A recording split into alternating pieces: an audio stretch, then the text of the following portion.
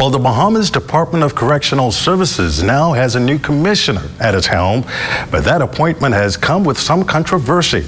Minister of National Security, the Honorable Marvin Dames, and the new commissioner are addressing that issue tonight after the Progressive Liberal Party says two women were passed over for the job and Murphy appointed as a political move. Cleopatra Murphy explains. Minister of National Security, the Honorable Marvin Dames, defended the appointment of newly installed Commissioner of Corrections Charles Murphy against claims from the Progressive Liberal Party that his appointment was merely political. Dames addressed the criticism following the handing over ceremony at the Bahamas Department of Correctional Services Monday afternoon. He says due process was thoroughly followed, with the position advertised locally and internationally before Murphy was selected, and he stressed that he was not involved in the selection process. I kept you and other members of the press updated from the beginning of this process to the very end. Okay? So to make such a ludicrous statement is ridiculous. But I expect that from the Progressive Liberal Party. I expect that from the current leadership within that party. Dames says a number of candidates were looked at seriously for the post. Murphy, a nearly 40-year veteran of the department, takes over from retiring Commissioner Patrick Wright.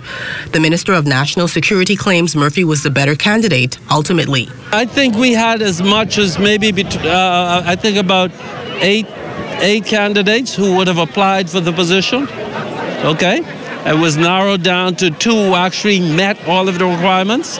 And then from that two, Commissioner Murphy came out victorious. And we congratulate Commissioner Murphy on that. And he has a challenge in front of him. Now that he holds the position as Commissioner of Corrections, Murphy says his plan is to tackle corruption at the facility, where a number of officers have been arrested for smuggling drugs and other items into the Fox Hill jail that houses more than 1,400 people. You can be assured that no form of corruption will be tolerated during my leadership. All staff members will be held at the highest ethical standard and accountability.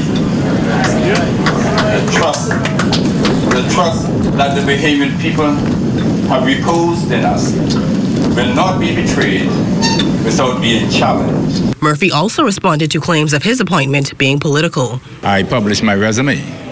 Anybody who would have read it could determine whether the individual who they appointed is really qualified for the job.